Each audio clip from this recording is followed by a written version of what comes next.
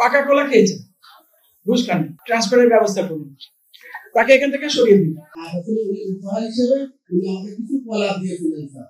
তারপরে ওনাদের জমিটা মোবাইল করার জন্য যেটা বলেছিল স্কুলে আমি ওনারা আবেদন করতে বলেছিলাম। আবেদন করে তখন আর কি যে আবেদন করে তখন আমি ডিসিআর টাকা সেই সময় ওনার ডিসিআর টাকা ছিল 35,000 সামথিং। তারপরে উনি আমার টাকা দিতে 20,000 টাকা দিলে হলো তখন আর কি ওই টাকা দিয়ে আমার কাছে আমার বিকাশে আসতেছে।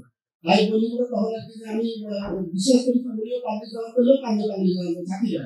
তারপরে আর কি সেইটা আর কি উনি আমি বিশ্বাস করে ওনারা যে ডিসিআর কপি দিয়ে দিলে বলে উনি আর সেই টাকা পুনর্ভাবে দেয় আমার সরকারি টাকা যদি না দেয় তাহলে আমার ঘাটি পেয়ে যাবে।